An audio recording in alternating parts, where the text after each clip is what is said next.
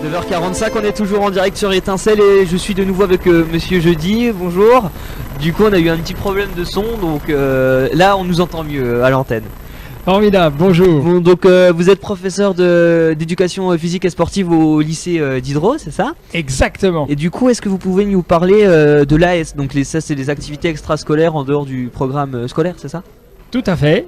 Donc les élèves ont la possibilité de faire des activités physiques en plus des heures obligatoires d'éducation physique et sportive. Ouais. Donc pendant l'heure de midi par exemple, et puis le mercredi après-midi.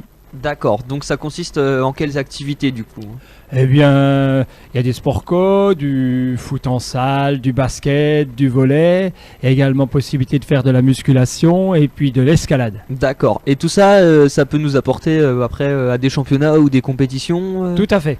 D'accord. Le mercredi après-midi, en plus il y a une autre activité le mercredi après-midi, c'est la boxe. La boxe, d'accord. Boxe éducative assaut, c'est de la boxe anglaise, mais le KO est interdit et l'intention de faire mal est sanctionnée. D'accord. De la touche, ouais, c'est de la juste, boxe à la touche. De la touche, d'accord.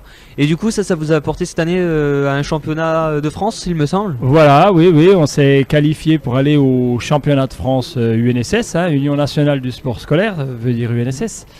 Et donc on a terminé premier en France dans la catégorie sport bravo, adapté. Félicitations. Ouais, merci. Et Donc je voulais vous expliquer un petit peu, parce que la catégorie sport adapté, c'est quelque chose de particulier. C'est une catégorie où se trouvent des personnes en situation de handicap. C'est des équipes mixtes en fait. Il y a des personnes dites valides et des personnes en situation de handicap. D'accord, donc tout ça mélangé dans la même équipe. Voilà, et tout ça mélangé dans le même championnat avec les personnes dites valides. D'accord, donc c'est pas comme par exemple aux Jeux Olympiques, on a les Jeux Olympiques avant et après les Para-Olympiques après. Voilà, non, là c'est le sport scolaire a fait le choix d'un projet d'inclusion, inclure les personnes en situation de handicap dans la société dite normale. D'accord. Pas de problème, donc ça va se refaire les années suivantes aussi. Ben oui. Ici, là c'était la première fois qu'on le faisait en boxe, mais par exemple en pétanque, où on a également une section pétanque, j'en ai pas parlé, donc on peut également faire de la pétanque en compétition au lycée d'Hydro.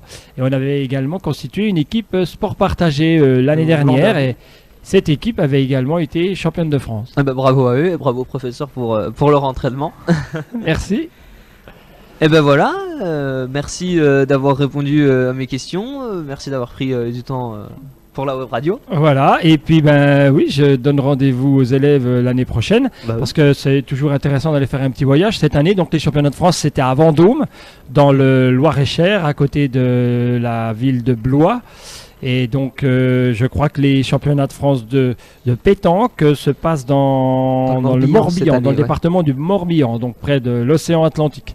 Donc, si jamais des élèves sont intéressés pour constituer une équipe de pétanque, eh bien, il faut qu'ils contactent Monsieur Laroche, mon collègue, parce que les compétitions vont bientôt commencer. Débuter, tout de suite après les vacances. Là, c'est au mois d'avril qu'il y a le championnat. Donc là, les élèves du lycée, il leur reste une semaine pour venir s'inscrire. Voilà, se faire connaître pour constituer des équipes. Et puis bon, tout de suite après les vacances, il y aura la possibilité encore de raccrocher les wagons et puis de dire qu'on est intéressé. D'accord, pas de problème, merci beaucoup. Et puis bonne chance à vous. Merci à vous. Pas de problème. Et on va se retrouver... On va se retrouver tout à l'heure avec l'interview de Madame Karev pour nous parler de la journée du 8 mars. Mais juste avant, voici le moment musical.